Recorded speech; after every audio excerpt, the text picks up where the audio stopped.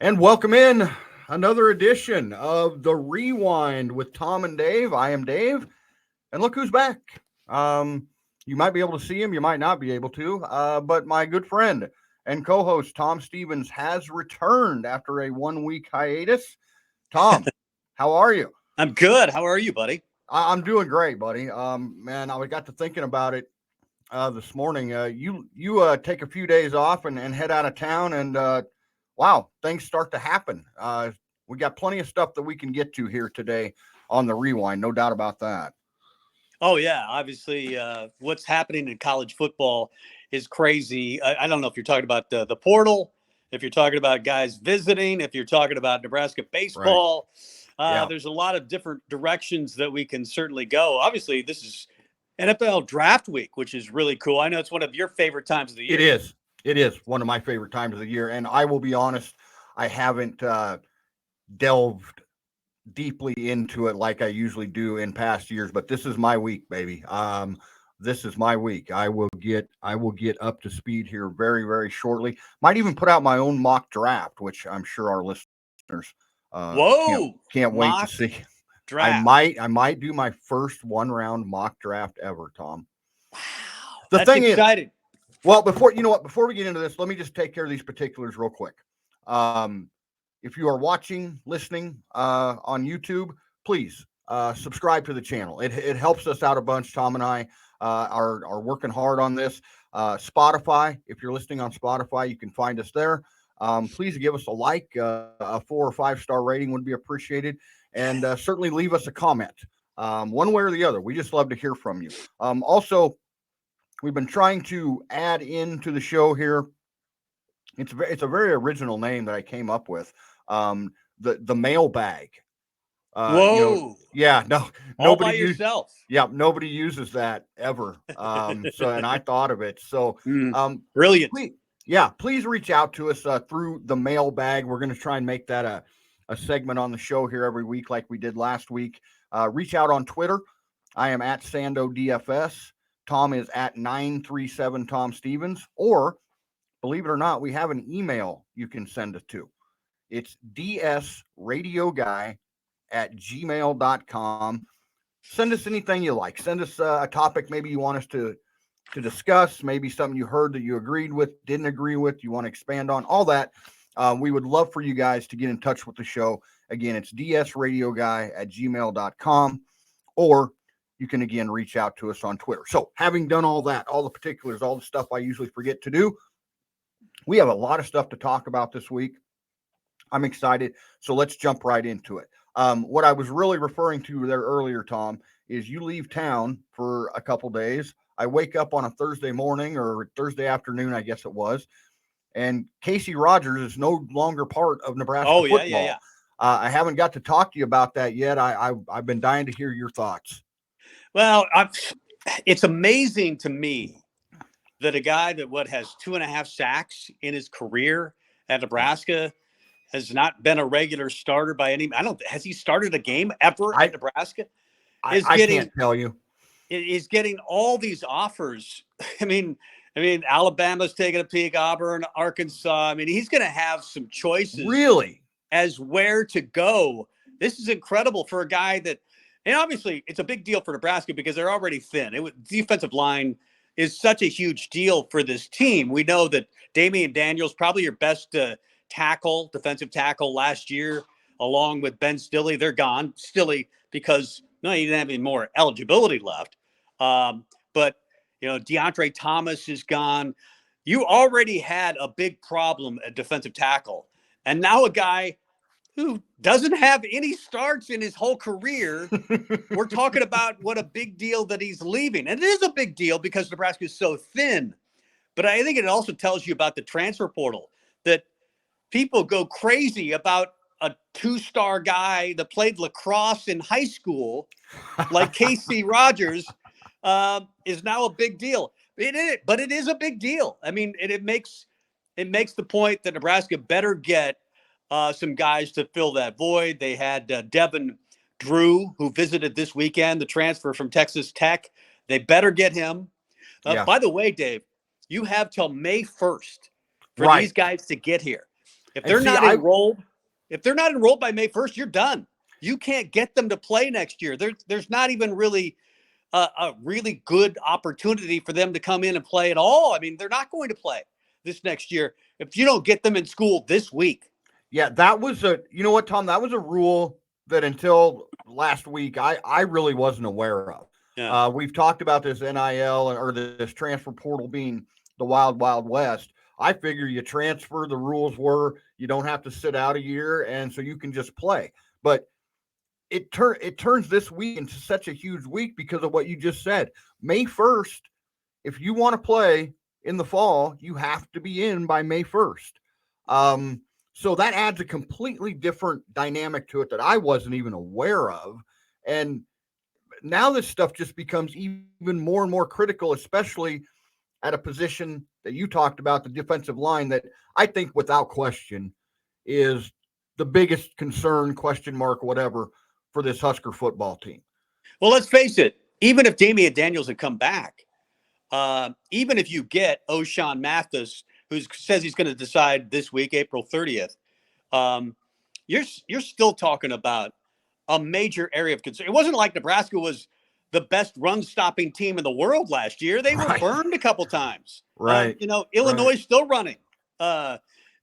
This is a team that needed those guys and then needed some more. So, you've got Ty Robinson. You've got maybe Nash Hutmacher. The polar bear is really good, and all of this concern is not a big concern. But I think it's such a huge deal. I mean, what we hear all spring, Nebraska's running the football. Man, look at them run the football. Does that mean Nebraska actually can run the football, or the defensive line is not good? Exactly.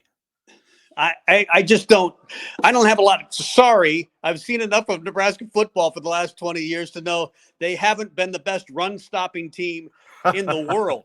And really? Even when, maybe with Ndamukong Suh and Chick or Crick was here. Crick. They had Crick here and Suh. They were pretty good in 2009. Outside of that, and a few other years under Bo Pelini, not really.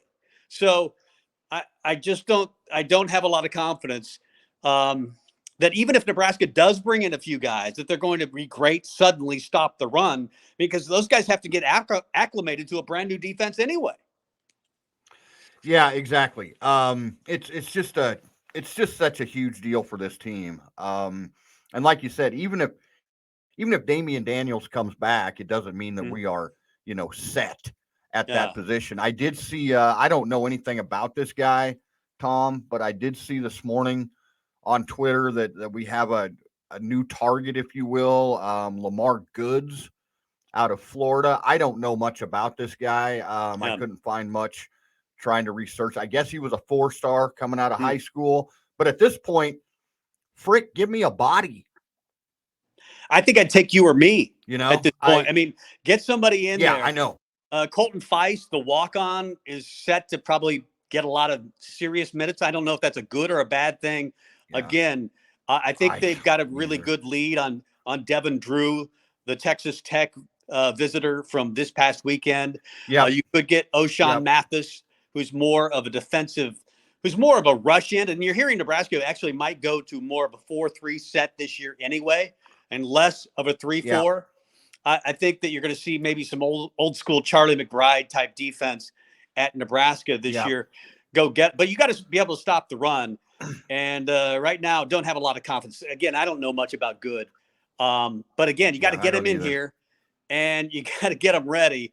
And Nebraska's history so far in the portal, it's tough enough to get defensive tackles. To get him in, to get him acclimated, and have him be good is another different thing. Yeah, and you know what? Look, I'm not going to pretend to be a defensive coordinator. It's always kind of been my concern with a 3-4 defense in college. You can run it in the NFL like Bill Belichick does because you have the guys that can do it. It's so critical in a 3-4 to have that defensive tackle, that nose tackle that plugs up two different spots. I just think it's hard to do in college football just based on personnel year to year. You're not always going to have those guys. And defensive linemen are like gold right now. I don't expect you to speak for Casey Rogers, Tom. I just got to thinking a little more deeply about NIL, I guess, after this happened. It's like, do you think it's a possibility? Because, like you said, this guy really has never even started at Nebraska, Mm-hmm. yet he was going to be part of our plan, obviously. Mm-hmm. I wonder if the challenge is now of he's looking at, okay, O'Shawn Mathis coming in, and NIL is going to be a big part of O'Shawn Mathis. Mm-hmm. And now maybe this Devin Drew and whoever else you're bringing in from the portal and all the NIL attention. You think these guys on the team that have been here 3, 4, 5 years are sitting back and going, well, now wait a minute, what about us? Yeah. We've been here. We've put in the work. Yet these guys that have never been here before, and we're throwing all this supposed money at them, all this NIL deal. Do you think maybe that causes some concern in the locker room and how these guys think about stuff? Because you mentioned he can go anywhere now and probably get his own NIL deal. Well, let's face it, you're not supposed to recruit guys on other rosters, but I guarantee you in college football that's happening. You pick up the phone, you say, you come on over here, we'll get you a deal. You're automatically going to start, and you're going to be making $100K on top of that. But it's not like Nebraska hasn't taken advantage of NIL. I mean, Right. Casey Thompson has said, hey, this is among the best deals I could get in college football. It's better than Texas. And it's the reason Nebraska's, in fact, I was told this recently. Brendan Stye told me this, and maybe I shouldn't tell this, but Nebraska's building a $160 million Go Big project. This huge facility. It's for all students, but it was built, let's be honest, for football. And he said, this is going to be the last of its kind in college football, at least for a while. Nobody is building $160 million facilities because that money is now going back to the athletes. Right. However you stand, maybe it's a good thing, maybe it's a bad thing. I know a lot of fans hate it because it's become pro sports, and I would agree with that. And you're going to maybe see a little bit of a divide in locker rooms.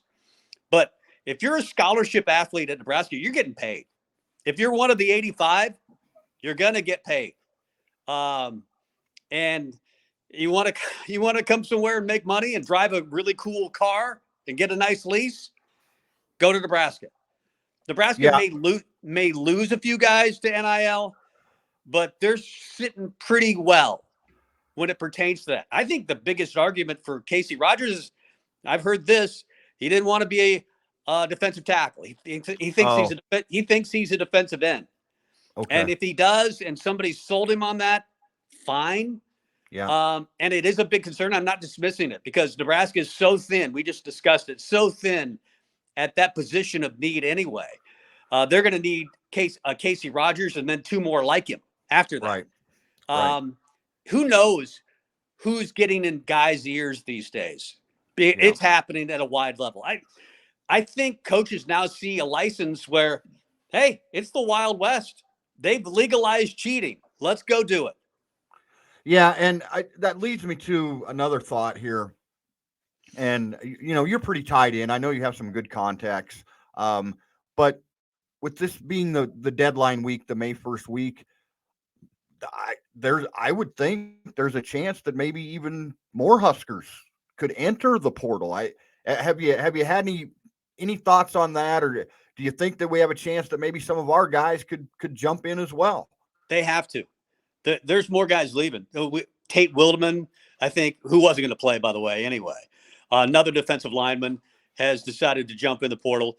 Nebraska's over the limit. They need for at least 3 or 4 guys to leave. In fact, those discussions will be, you got to go. There's the door. We need to bring in O'Shawn Mathis, and you're gone. What a great point, Mom. They are already over the scholarship limit. So there has to be 4 or 5 more dudes leaving. And that's more on Nebraska's end than it is on theirs. Nebraska is simply going to ask them to leave. And you have to do it. Nebraska needs, in my opinion, 1 more offensive lineman. They probably need 2 more defensive linemen and best player available. I mean, you're not going to turn down, even though you feel pretty comfortable about the running back room, you're not going to turn down a 5-star running back. Right. No, absolutely. You're not going to turn down a great player, period. I don't think in the portal if they really want to come here. So I think several guys will be on their way out. And it might be unceremonious where you don't even know that they're leaving until you find out that they've left. Yeah. Yeah. Well, you know what? This is why Tom Stevens is the GOAT when it comes That to is Nebraska football and Nebraska not true. athletics. I really wasn't aware of the numbers that you just Yeah. brought up that we're actually over They're over. a limit. So we need some dudes to head out. Yeah. Yeah. Yeah. That's Yeah. interesting. Yeah. The rumor mill hit last week, Tom, while you were gone, and I'm sure you kept up on it, but all of a sudden Twitter is ablaze after our big target, obviously, for 2024, Dylan Raiola, tweets out something about Ohio State fans being the best fans. And that has evolved into perhaps there's a chance that Dylan Raiola has already silently committed to Ohio State. Now, I know nobody knows this for sure, but what I did find interesting was we did put out a new quarterback offer for 2024. His name is escaping me. Yeah. But it would seem to me, and maybe it's not even a big deal, but it would seem to me that if we can't get Dylan Raiola, maybe it's time to start thinking elsewhere. Yeah. I mean, you got Watson coming in, the 2023 commit, who Yeah. was here spring game. They like him. He has a Whipple connection. Whipple recruited him when he was at Pitt, so Mark Whipple is in on that. I always thought that Dylan Raiola was a bit of a pipe dream, even with his dad being an All-American and having played there and a Hall of Famer. Let's face it, if he has an Alabama offer, an Ohio State offer, which one would, even if you were your kid, you might advise him to, take those offers, go to those schools. Not that he couldn't get to the NFL from Nebraska, but Nebraska, since Vince Ferragamo doesn't have a long legacy of putting guys in the league, they just don't put a lot of guys in the league. And why wouldn't you go to Ohio State? And let's face it, he's already said he's going to make his decision probably before the season.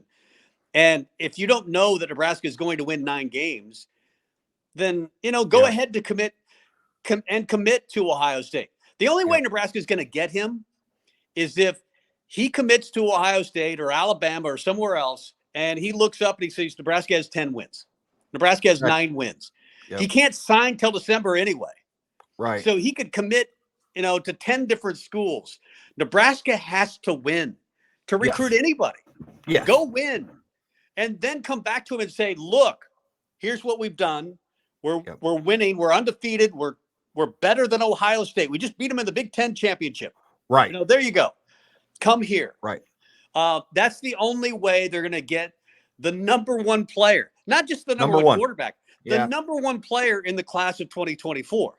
Yeah. They're not going to get guys like Dylan Raiola. I don't care if his dad is the coach here.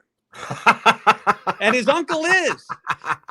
Yeah, his uncle literally is the coach. And his uncle is. We're not going to get guys like that until they start winning. And why would you trust that they are going to until they do? Yeah. No, that's right. And you mentioned all the schools, and obviously Dylan Raiola is going to be able to pick wherever he wants to go. I'd heard an interview or something with Dominic a few months ago that said Clemson contacts him every day. Sure. They he's their number one guy, and they make contact with him every day. And so, I've always thought like you that the Raiola thing is a bit of a pipe dream. And I think you better, obviously be prepared. But you're right. The only way Nebraska gets this guy is you just said it. I don't have to repeat what you just said. We win. We win this year. We beat an Ohio State or something like that and say, look, man, you're the guy that get us to the national championship level, whatever. So, it's going to be very interesting. It's going to be, it's just going to be up in the air for so many teams. We did get, I love these lists. I don't know about what you think about these lists, Tom. We did get a list this week, and it was, I want to give credit here. I think it was Mark Schleybaugh from ESPN put out his way too early top 25 updated. So apparently he had already done one of these. And I took a look at it. A few things stand out to me about it. I'll start with the one that stands out the most to me as it pertains to Nebraska football. One Big Ten West team comes in the way too early top 25, and that's Iowa at 25. Yeah. Have you taken a look at all at this list, Tom? And did anything jump out to you? What jumps out to me is the teams that win it every year are the top 10 teams, are the top 5 teams. Yeah. In fact, usually on these lists, if you're not in the top 5, you're not winning a national title. Because every year it's Alabama or it's the team that beat them, Georgia, because obviously their first national title in 41 years, and that's impressive. But they're always in the dance, right? They're always in the 4. Right. Well, because they have all the best players. Or in their conversation of the 4. And then you've got Ohio State. Those, it seems like, yeah, you can debate after the top 4 or 5, but the national champion is coming from the top 4 or 5 teams in the country, right? Yeah. Because it always that's does. right. Yeah, that's right. And even Oklahoma, if I were to try to tell you that Oklahoma is going to win the national title this year after losing all those guys, including Caleb Williams to USC and Mario, I mean, they're not going to win the national title this year. No way. No, they're not. And, Lincoln Riley's great, but USC is not going to win the national title. That was one of them. Yeah. Utah is not. Utah won the Pac-12. I like Utah. But let's face it, it's coming between Alabama, Ohio State, or Georgia. It's probably or maybe Clemson. Yeah. Maybe Clemson. Yeah. Yeah, I think that was a couple things that stood out to me. Utah comes in at number 4. I get it. They've got like 18 returning players or something like that, but Utah, I don't think Utah has a legitimate chance to win the national title. No. I see Clemson down at like 13 or 14. I don't know. That was surprising to me. Yeah. That Clemson would be outside of the top 10. Me too. Just because again of the way they recruit and things like that. And then the other one that kind of stood out to me, Michigan State. Yeah. Comes in at number 8, one spot ahead of Michigan at number 9. Do you have confidence at all that Michigan State even ends the year in the top 10? Not really. I don't either. I'm a Mel Tucker fan. I think that if anybody in college football has taken advantage of the free agency wire, the transfer portal better than Michigan State, let me know. They have done a great job with that, and they've rebuilt their franchise doing that. I think, Nebraska, look at Michigan State. I've been saying this for 2 years. Look at Michigan State. Look at Mel Tucker. They not only go into the portal, they get the right guys. Yes. Kenneth Walker III was the best running back, I thought, in college football at the end of the year. I think so too. With Breece Hall getting hurt and all that, yeah, you bet. And they've gone into the portal and they've gotten more running back. They're gonna replace him, even though he's moving on to the NFL draft. So it's those teams. Alabama's still, don't kid yourself. Even as well as they do with college high school football recruiting, they do well in the portal as well. Yes. Everybody recruits the portal now. Alabama recruits the portal. Ohio State recruits the portal. Heck, Alabama's best wide receiver was an Ohio State wide receiver just before that. And so those are the teams not only that can offer great money to high school recruits via NIL, but the transfer portal will. And that's why I don't think it really changes. Yeah, Nebraska, those teams like Nebraska can get better because of the portal, and Michigan State, at your point, can get better and do well because of the portal. But they're not ready to compete with Alabama or Clemson or Ohio State. No, they're absolutely not. And I don't know. People argue this is bad for college football. It really doesn't matter whether you think it's good or bad. These teams that, as you said, they're recruiting the portal just like Nebraska is. I think you brought up a point that I think frustrates the hell out of me, and maybe you, and maybe every Husker fan out there. It's not just getting the guys out of the portal. It's getting the right guys. And I sit here and I'm like, Michigan State should not be better than Nebraska. I'm sorry, Yeah. they just shouldn't be. And yet, when they go out and hit the portal, everybody seems to work out. Yeah. And for some reason, the guys that we bring in, we just haven't gotten over that hump yet. And it's frustrating as hell to me that we can't make this, or we haven't made this work so far, because the guys are out there, Tom. Yeah. Well, the Jalen Naylor, their wide receiver, they got the right quarterback out of the portal. They've got obviously Kenneth Walker the third. The key, if you're going to get the right guy out of the portal, it's got to start with quarterback. Nebraska better have made the right decision with Casey Thompson at quarterback, because if he's not the right guy, it doesn't matter the rest of your team. Because let's face it, he's still the leader of the team. He's probably going to replace the captain of last year. Adrian Martinez. He better be the right guy. And if he's not the right guy, it doesn't really matter after that. Right. Unless Chuba is. Yeah. Unless Chuba. But Alabama, they got Bryce. They got the Heisman winner. They got Bryce Young. And that guy was the Heisman winner. He was the best player in college football. Yes, he was. Ohio State doesn't have a problem at quarterback. They're fine. Georgia won the national title despite not really having a marquee quarterback. A former walk-on. Yeah, great point. Great point. But they're so good at every other position, that you can have a Stetson Bennett and still win the national title. Now they got JT Daniels out of the portal, so they're probably fine. I think it all. We do that in the NFL, and now I think we're starting more than ever to do it in college football. Who's your starter at quarterback? Yeah. You're not going to win a national title unless you have Aaron. You're not going to win a Super Bowl unless you have Aaron Rodgers or Tom Brady. You're not going to win a national title unless you have a Bryce Young or you have a Georgia defense. I just started with that. And because they're so important as leaders, you better get the right guy from the portal at quarterback. And then everything else tends to fall in line. Yep. A couple other things from that list real quickly that kind of jumped out at me.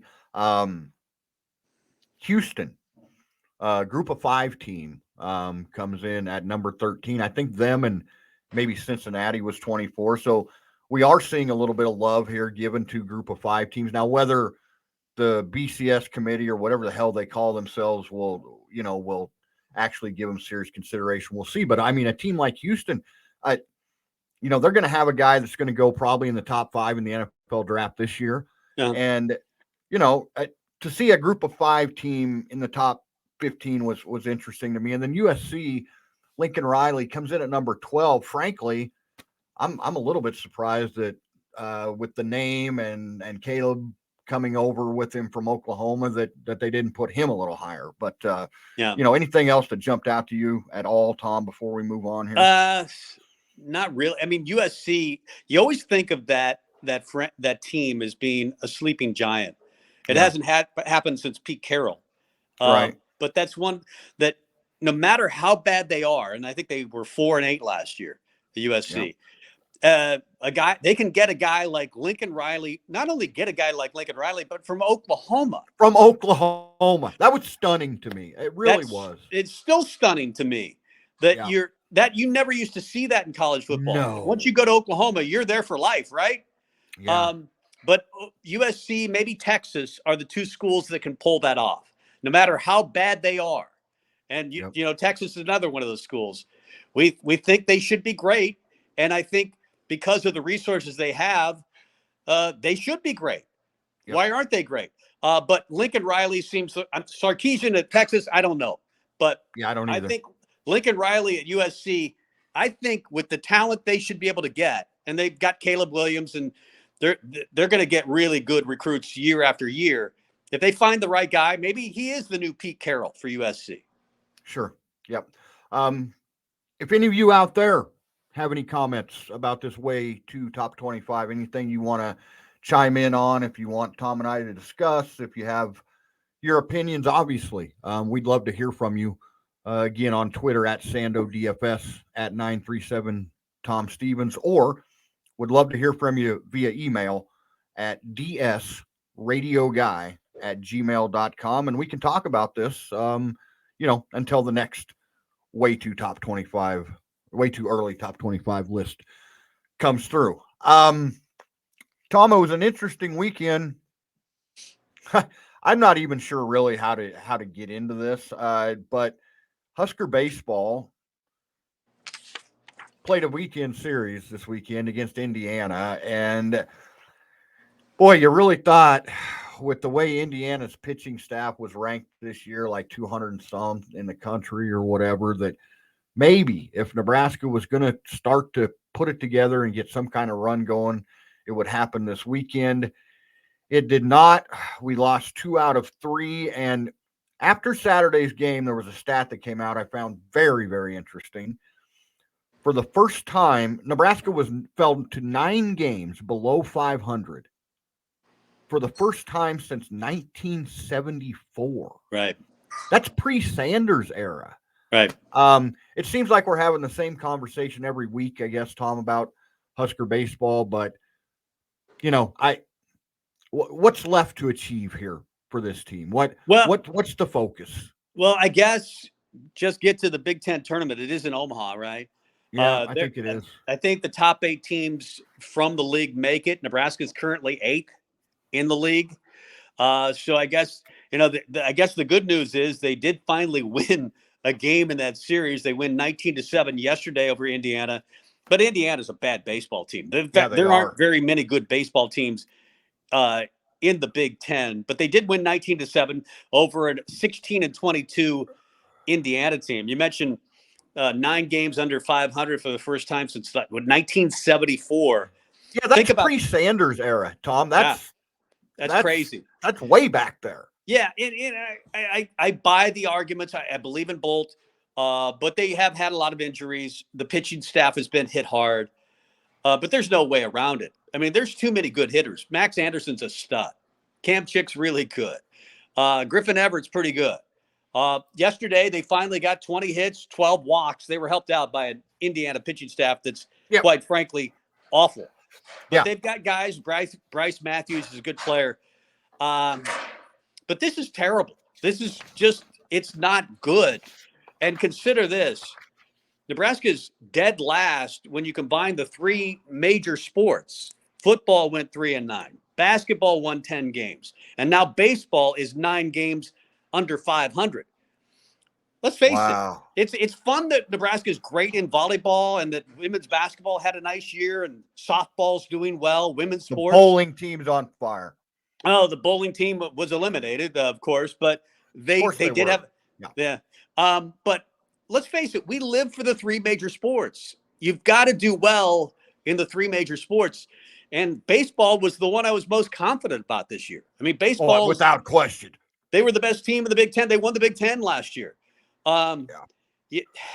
Jackson Hallmark, obviously, you're losing. You don't have Swellenbach anymore. If it ever got to the 9th inning, that game was over. And plus, he always came up with great fielding plays. They make so many errors and did again this weekend. I know. It wasn't even that bad of pitching, but they can't field their way out of a paper bag right now. It's not good. But most disappointing is you combine those 3 major sports, football, basketball, baseball, and there is no happy news at all. You're right. For Husker Nation. Yeah, that's such a great point. Couple of quick stats from yesterday's baseball game, if you want to call it that. Indiana, I think they walked 12 batters. They walked 12 batters. And hit 6. So, I mean, and Nebraska wins by whatever ridiculous score was, and we still stranded 17 base runners. I mean, so it's just, sometimes you just got to laugh. And I think your point is, out of the 3 major sports, I think that's the biggest point to be taken away right now as we look at a big picture view of where men's athletics are in college football. One of the big 3, speaking of Nebraska men's athletics, did get a commitment from a guy who sounds like an interesting player, Juwan Gary. I think it's spelled Juan, but he pronounces it Juwan. Committed to NU. seems like a good get. He's got the attitude that you want to hear from players, if nothing else. Yeah. As he talked about how no one's going to outwork him, that kind of stuff. So maybe something positive for the basketball team. Yeah, about a 7-point a game guy. I mean, for an Alabama team, this was really good. Yeah, Alabama was really good. He certainly would have played a lot for Alabama, and got 2 years left for Nebraska. Good defender. Nebraska has Adam Howard, and he talks a lot about defense. Nebraska probably going to more of a zone style of defense under Hoiberg next year. I think he'll fit that. He's very long. He's 6'6", but he's got a long wingspan. Yeah, about 7 feet as far as his wingspan. He finishes around the rim, which Nebraska has not always done well. He doesn't shoot the three, but Nebraska doesn't shoot the three anyway. At this point, our 3-point shooters don't shoot the three. Yeah. He's a really good defender. He finishes around the rim. He gives you a grit, a toughness that Nebraska simply didn't have last year. Now, if you can add Antonio Reeves to the equation, let's talk about him for a second. He's going to be a really tough get. He's got a Kentucky offer, and I think he's down to Nebraska and Kentucky. But Kentucky, it may be difficult for a guy, even with having averaged 20 points a game. He might be a tough get to Lincoln, but they can sell him on the fact that you're going to play all the time, and you're going to get to the NBA regardless. So we could at least show that. We could prove that. Yeah. Yeah. You may not get on the floor at Kentucky. Come here, and you'll get on the floor a lot, and then we'll get you to the NBA, because that's one thing. Another thing that Fred Hoiberg has been able to sell. Hey, got Delano Banton to the NBA. Alonzo Verge is probably going to get a peek at the NBA. Bryce McGowan's is going to the NBA. So he can sell those things despite the fact that he's not winning. Right. At all. At all. But I like the potential with Juan Gary. You got Blaze Keita. You got Derek Walker coming back. You got Wilhelm Bradenbach. You got Sam Gressel, Griesel. I'm sorry. I guess. I just learned how to pronounce that. You got CJ Wilcher. You've got some pieces. And then if you get Antonio Reeves, who knows? I'm not taking anything for granted when it comes to Husker sports, and particularly Nebraska basketball, because they've been so bad under Fred Hoiberg. But you would at least like the names. And then you have Ramel Lloyd. We'll see what Keisei Tamanaga decides to do. I would doubt that. What do you think, Tom? Do you think he was sold to us as the Japanese Steph Curry, and I've just always had concern, excuse me, about his size in the Big Ten. So do you think he can carve out any kind of a role this year? Here's if I'm Fred Hoiberg, I say, Keisei, stay, unless Trey McGowan decides to stay. Then if it's down between, because if Trey's, they're already one over the limit, so they need Latman, who I think is gone, to go. Okay. And then if they want to go get Antonio Reeves, then somebody else has to leave. So it's either Keisei or Trey McGowan's. I'm going to pick Trey McGowan's over Keisei Tamanaga. Yes. But who knows? Is there a timeline, Tom, on that decision? Because I mean, it seems like we've been waiting for Latman and McGowan's to decide here for a while now. Well, is there like a timeline we should be looking at for whether these guys can? I think I saw that Robin Washut said that Trey McGowan's wants to wait until I think May 22nd. Some of these NBA tryouts are happening, and he wants to see and how he does with that. But if I'm Fred Hoiberg, I need to have a decision from Trey McGowan's. And, that would help me decide what to do with the Keisei Tamanaga. Right. Or anybody else. I think Latman's gone. Latman, I think, has to be gone. As I mentioned, they're already one over. So Juan Gary, you got to make room for Juan Gary. So Lat's gone. And then who? But if you have, I think it's similar to football. If you get a 5-star that wants to come to Nebraska, sorry, Keisei, you're gone. Yeah. It just has to be that way. Yep. And You and I talked about this a little bit in the past. I really don't know what Latin Man's role here would be anyway, other than experience and leadership. But you're right. Right, we've got guys coming in that are certainly going to pass him when it comes to playing time on the floor. So yeah, hopefully some of these decisions will get made pretty soon. But on paper, again, and look, I've said this for a long time. Nebraska wins every offseason. Yeah. If they have a what is it, the Champions Cup or whatever the hell it is that we try and It used to be the Sears Cup. I don't even know what it is now. I don't even know what the It's hell the it's called, but the Learfield Cup. My wife yeah, tells me. what if it's for the off season, we freaking win. We win every year. You talked about selling him on the draft, and we do have a draft, an actual NFL draft coming up this week. And believe it or not, after the season last year, we've got some Huskers that are going to get drafted. I was very hard on Cam Jurgens when he left because I frankly thought that Cam Jurgens owed Scott Frost another year after everything that Scott Frost did for him when he literally couldn't snap the freaking football 5 feet. But anyway, that's irrelevant. We do have a couple Huskers to look forward to in this draft. Looks like Jurgens and probably Cam Taylor Britt would be the top two that I think no doubtedly get drafted on this coming weekend, rather. Yeah, I would say from what I've seen, and you're the NFL guy, and you watch all these draft boards, these mock drafts. I do.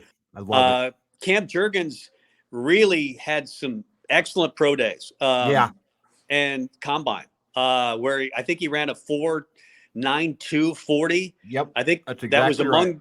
Maybe the best time for centers. Second best at the combine. Mm-hmm. He might be the top center or second best center in this draft, and that probably means second, third round, probably third, fourth round for Cam Jurgens. Cam Taylor Britt ran a sub 4.3, a sub 4.4 40 at his pro day. Mm-hmm. So that was impressive.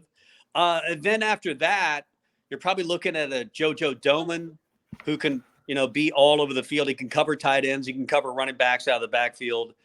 I really like Deontay Williams. I do too. I think I don't know if he's big enough to play in the league, but those three are your most draftable guys. And in particular, I think it's Cam Jurgens and Cam Taylor Britt. I don't know. Do you see anybody else that's draftable for Nebraska? The only other guy, and I don't know, it's a pretty deep class. And again, I'll admit I haven't dug into it like I generally do for the NFL draft this year, but I will starting this afternoon. I think there's a chance that Austin Allen gets drafted, probably 6th round, whatever the last round is now, 6th, 7th round. But sometimes, Tom, it's actually more beneficial for these guys to, if you're going to go that late in the draft, to get one of these preferred, not preferred walk-on, but preferred draft statuses right after the draft, where guys can actually sign contracts, not just get an invitation to come to camp, but can actually sign a contract to go to camp. And that way you can pick and choose, who's out there and what your chances of playing are as you look at the rosters and stuff like that. But I think you pretty much nailed it. But I do think there's going to be several guys from Nebraska that if they don't get drafted can get that status that right after the draft, and I'm talking usually within hours, these contract offers are made. And I think we've got a few guys from Nebraska that can certainly make it that way. Yeah, you mentioned Austin Allen. Good call on that. I should have mentioned Austin Allen, 6'8", 250, and has a decent, I think he's in the 4.7 area, maybe 4.8. Yeah, something like that. And there's not a lot of 6'8", 6'9 guys available at tight end. No, and that's just it. I mean, he fits the NFL profile, if nothing else. And we've talked extensively about, does Nebraska properly develop guys when they're here? And I think a guy like Austin Allen, if he gets into the right system with the right team, that's a guy that I could see developing his way into being a starter.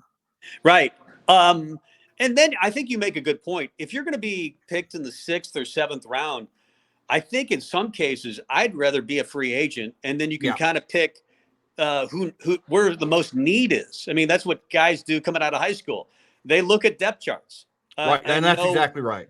So you look at a depth chart and you know where the need is, and teams know where their needs are. So you're going to at least get a tryout. And I think a JoJo Domann could help himself in an area like that. He was a second team All-American. I mean, I think there's something for JoJo in the NFL. I mean, you wonder about a Ben Stilley, a Damian Daniels, Markel Dismuke, Deontay Williams. I think some of these guys will make teams in the NFL. They absolutely will. And I'm glad you brought up JoJo, because he's one of the guys that, along with Juergens and Taylor Britt, he's one of the guys that is kind of sneakily starting to move up a little bit in a lot of guys' eyes. He was on the NFL Network here last week, and they had a little profile on him, did a little interview. And yeah, he's the kind of guy, again, with development and his versatility. I think JoJo will get drafted. I think it'll be fifth, sixth round. But I actually think he will be another guy that actually gets drafted and doesn't have to go the free agent way. But it's great that some of these Huskers are moving up the draft. Yeah. We'll see if maybe, we can develop some guys into first or second rounders next year. But no, I think it'll be pretty good overall for Nebraska in the draft this year. I've talked to enough NFL guys to know this. Athletic ability, that might help you get drafted, but smarts really, really help. If you can come in and they can rely on you to play special teams and learn a defense and know what you're doing and not screw up all the time, that's made for a guy like Deontay Williams, Markel Dismuke, JoJo Domann.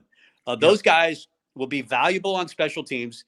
You get into the league, it doesn't really matter how good you are. You're probably going to be playing special teams originally. You better excel at that and then make your way through smarts and learning the systems. And a guy like JoJo Domann will do that. Yeah, and I think you brought up it's a good call on Deontay Williams. I don't know. I go back and forth on this. I think Deontay Williams might actually. I think he's a little bit of a sleeper too. Yeah. And they both talk about attitude. The interview with JoJo on the NFL Network, he talked about my goal, coming in to make a special teams roster. Yeah. So as long as you have that attitude and that desire, there's going to be an opportunity for these guys. Yeah. Sure. Yeah. Well, before Tom, I'm looking at the clock here. That went fast, but I cannot get out of here without touching at minimum on your Celtics and this NBA playoffs, which overall I think have been very good. I think we've learned quite a bit about some teams in these first rounds. But hey, your Celtics up 3-0, baby, and the Nets look done. Yeah, they do. And I wondered about this with Kyrie Irving. I mean, he talked about getting acclimated. He talked about it getting acclimated, and they just simply don't have enough depth. The Celtics, they just don't. I mean, they were able to take advantage of that Nets defense, especially late in that game. And it's either Tatum or Brown, and there's just not enough guys outside of Durant that can cover either of those dudes. And Kyrie looked lost at times.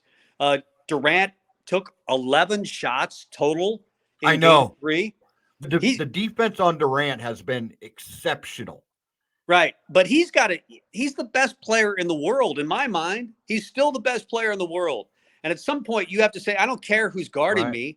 I'm the best player in the world. And he was deferring a lot, and he made some really good passes. He's still a good player. But the Nets, man, they don't look near the caliber of team that I thought they would be when everybody picked them to win the NBA title at the beginning of the year. Yeah, and hey, but thankfully for the Nets, they've got Ben Simmons and his guts and his determination and his love of the game of basketball. He will come. Yeah. He decided not to play in Game 4. That's right. So what a great issue. Yeah. Oh, yeah. It's a back issue. Now, what a great country. $20-some million a year, and you can either play basketball or not play basketball. I mean, look, Ben, we're not talking about going to war for your country here, man. No. Okay. We're talking about, could you maybe play 18 minutes in a freaking NBA basketball game? This guy is a disaster. And you put him next to Kyrie Irving, who is just I'm sorry, he's just a weirdo.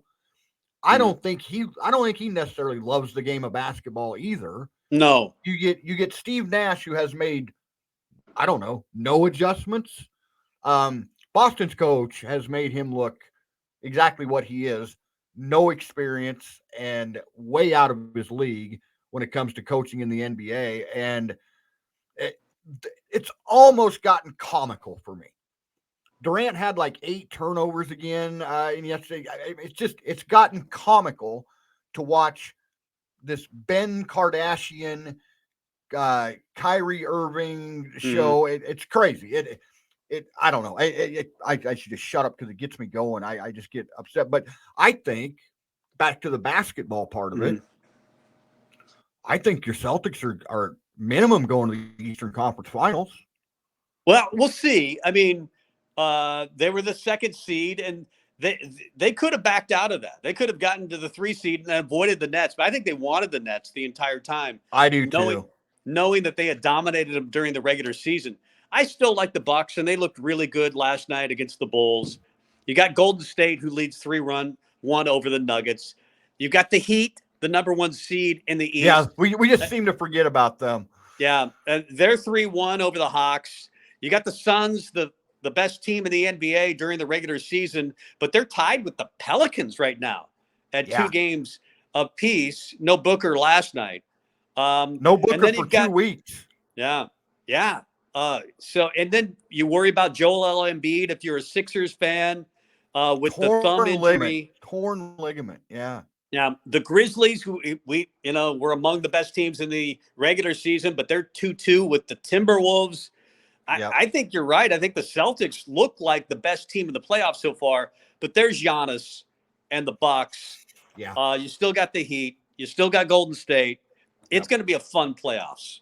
It is. It's going to be fun, and I've been enjoying the hell out of it so far, and we'll continue this week as we get even deeper into the playoffs. Tom, my friend, so good to see you. Glad you had a safe trip. Welcome back. Lots of stuff will happen this week. We'll be in touch, but yeah, good job. It was fun catching up again, and glad everything's okay on your end. Yeah. Oh, fun show. We'll do it again next week. Yeah, next week. Make sure you join us, folks. And again, one more time, I'm just going to go through this real quick. YouTube, please subscribe to the channel, leave a comment. Spotify, give us a review. 5 stars would be appreciated. A little comment. And we will be back again next Monday for another episode of The Rewind. For Tom Stevens, I am David Sanderson saying thank you, and we'll talk to you again next week.